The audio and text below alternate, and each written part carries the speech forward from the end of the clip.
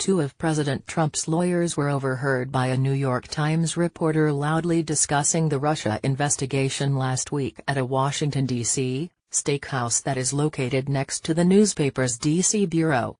The conversation led to a front-page story published Monday. The reporter, Kenneth Vogel, was meeting a source for lunch at BLT Steak in downtown Washington.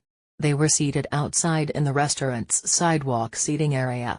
At a nearby table, Trump lawyers Ty Cobb and John Dowd were talking about the White House's handling of the ongoing federal probe into the Trump campaign's possible ties to Moscow. Cobb was easy to recognize with that trademark bushy handlebar mustache, Vogel told CNN in an interview on Monday. My source gets up to leave. I say, you know what, I'm just going to hang out here.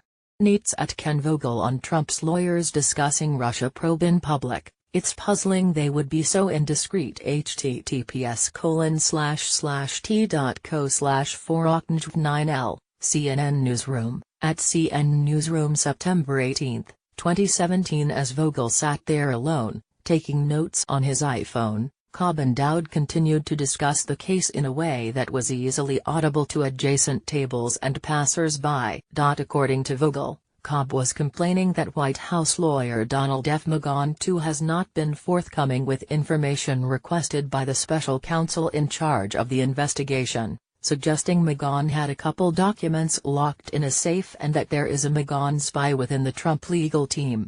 It's puzzling they would be so indiscreet, Vogel said. The conversation led to Monday's story about the tension within Trump's legal team.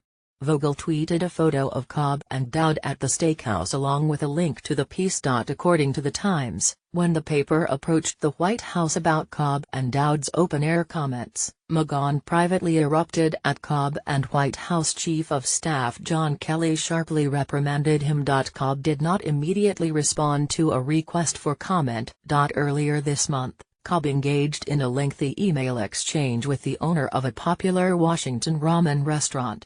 In it, Cobb defended his decision to join the Trump legal team and appeared to refer to himself and Kelly as the only adults in the room.